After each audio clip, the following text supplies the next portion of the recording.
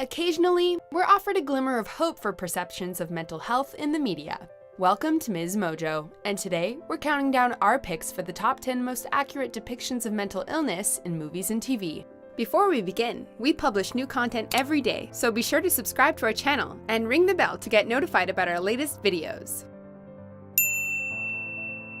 For this list, we're praising the films and shows that go out of their way to change the warped view of mental illness in media.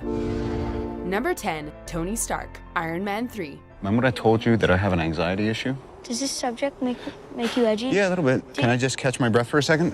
Are there bad guys in Rose Hill? Do you need a plastic bag to breathe into? You know what's fantastic about Marvel? Their male characters aren't deemed any less manly for having emotions. When Stark has a near-death experience at the end of the Avengers, it damages his psyche. What just happened? Though the aliens are defeated, the battle in his mind is far from over. Whenever the wormhole is mentioned, his world seems to stop. How did he get out of the wormhole? Wait a minute, Tony. What did you say? Tony. Sorry.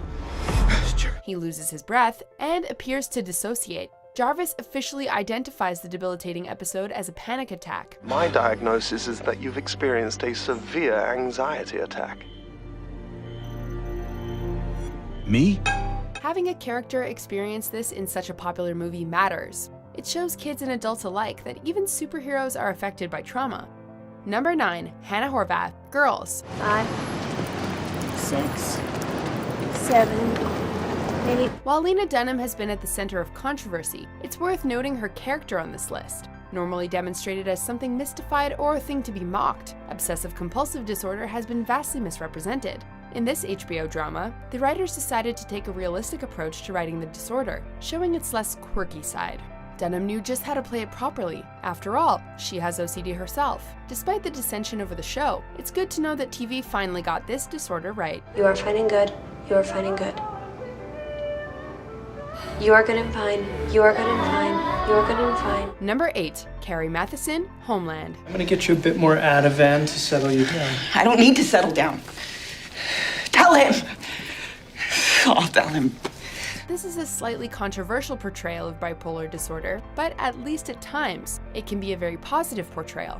Some episodes are more accurate than others, but overall, it's a decent representation of an often ignored illness. I have heard from a number of people that said, I've never seen bipolar depicted so accurately. We've done our research. All of us have had experience with it in our families or our friends. It shows how mental illness affects you, from job security to everyday living.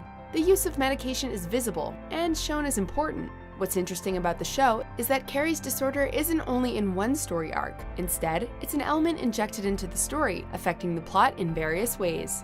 Number 7, Patrizio Pat Solitano Jr., Silver Linings Playbook. I'm, Undiagnosed bipolar. yeah. With mood swings and weird thinking brought on by severe stress. Along with great acting and cinematography, this movie impressed with its realistic writing. In a world where a stay at a psychiatric hospital means stigma and alienation, Silver Linings Playbook brought a taboo topic to the forefront. You ever take Klonopin? Klonopin, yeah. Right? Jesus. Like, is it what? Yeah. What day is it? With mental illness, there's still love to be felt and relationships to be recovered and built. Throughout the film, Pat's bipolar disorder is portrayed accurately, from its milder symptoms to full-blown panic attacks. Similarly, love interest Tiffany suffers from depression and anxiety, exacerbated by the death of her husband. Together, they create a love story unlike any that had been told before. Because I am so much crazier than you. Keep your voice down. I'm just the crazy slut with a dead husband. Forget it! Number 6, Maria Bamford, Lady Dynamite. So Larissa says that you think you're really funny and you have a lot of mental illness. Wow, that's how she described me. Yeah. For every bit of comedy in this Netflix original, there's a serious story being told. The whole premise lies around the main character's bipolar disorder and suicide attempt after all. Through the show's 2 seasons, Maria grows to realize that she needs to put her mental health first. The non-linear storytelling shows how bipolar disorder affects people throughout life, and how the management of the disorder is indeed possible, despite how difficult it may be. I've been in a psych ward 3 times in the past year, and that does not define me. The time jumps let you see how far the character has come throughout her life. This is a semi-autobiographical show, so it's no wonder it seems to be so true to life. Psych wards are as if an art director came in and said, Let's break some more chairs. Let's take some pieces of the puzzle out of all the puzzles. And Number 5, Edgar Quintero, you're the worst. I'm worse than ever. Even like small noises or someone yelling. For all the cynicism and comedy in this show, you wouldn't believe how genuinely they paint mental disorders in 2 of its characters, Edgar and Gretchen. I had depression! That is a legit-ass, mental-ass illness. The way they write PTSD is sensitive and poignant. Edgar is more than his diagnosis, something that a lot of people tend to forget. The writers giving Edgar the diagnosis matters because Latino people are statistically far less likely to report mental health issues than Caucasian people. Well, you know how when you get back and it's hard to stop seeing danger everywhere? It's like, I used to have these dreams about war. Hold on. Lots of violent stuff. It's such a real look at the terror that comes with reliving the trauma, but lightened a bit by the love of his friends who try to help him however they can. Number 4, BoJack Horseman, BoJack Horseman. Idiot. What'd you do all day, piece of shit? That's a day you'll never get back. What was that? We bet you'd never guess that a cartoon horse would make it on this list. However, any fan of this show knows exactly what we're talking about. BoJack had existing mental health issues worsened by child abuse and neglect. There's even an episode about what goes on in his head daily. Oh, I don't deserve breakfast. Shut up. Don't feel sorry for yourself. What does that do? Get breakfast, you stupid fat ass. These are cookies. This is not breakfast. Similar intrusive thoughts of self-deprecation, unearned guilt, and deep dread plague many with depression and anxiety alike. And his illness is anything but romanticized. I have poison inside me, and I destroy everything I touch. That's my legacy. It's ugly, it hurts, and some days there's nothing he can do but go to bed and hope tomorrow will be better. We just hope he finds his real lasting happiness, despite his insisting that he doesn't deserve it. That's not true. Yeah, it is. You stupid piece of shit. You're a real stupid piece of shit. And everywhere you go, you destroy people. Number 3, Jessica Jones, Jessica Jones. You want to do it. You know you do. Shows like this are important because most people think PTSD is something that only affects war veterans.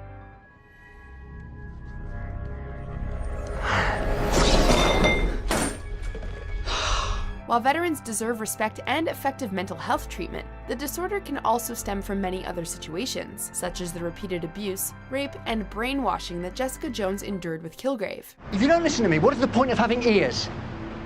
Answer me! Even within the superhero narrative, the show accurately presents the effects of sexual abuse. While the writers don't shy away from the horror of PTSD, they also show that a diagnosis isn't the end of the story. This is just your PTSD. It's not my goddamn PTSD. Are you still having nightmares? Flashbacks? The trauma drives her to become a fierce, independent hero. Instead of merely accepting her pain, she's determined to do something about it. Number 2, Randall Pearson, This Is Us. This show is groundbreaking when it comes to humanizing anxiety and panic disorders. I've had 2 nervous breakdowns in my life. One right before Tess was born, and one just earlier this year. And they happen when I let myself get stressed out, and it just builds up inside, and then... Not only is Randall able to efficiently parent with his disorder, but he also proves to be successful in many other ventures as well. We especially love the sweet bonding moments between Jack and Randall when the latter grows anxious. It shows parents that they can help their affected child by merely showing love and support, as well as teaching coping techniques. In one episode, Randall has a panic attack, stemming from long brewing stress. The internet immediately flooded with posts about how tactfully this storyline was handled, and we have to agree. Before we unveil our top pick, here are a few honorable mentions. I'm an addict. I'm a drug addict, and I'm an alcoholic, and I'm a sex and love addict. What's it like? Just hearing the voices. Don't go there. It's terrifying. Your mind tricks you. It tricks you into thinking that things are fine. They're not fine. Nothing is fine. It's all wrong.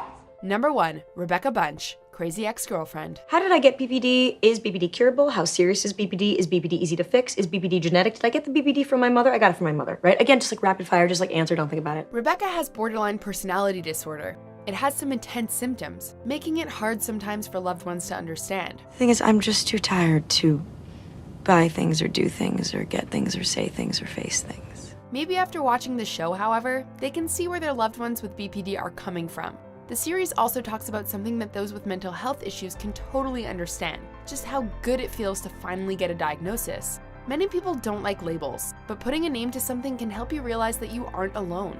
This story arc is complete with song and dance. Would you expect anything less from Crazy Ex-Girlfriend? But now there's no need for regret, 'cause I'm about to get a diagnosis, a diagnosis. Do you agree with our picks? Check out these other great clips from Ms. Mojo and subscribe for new videos every day.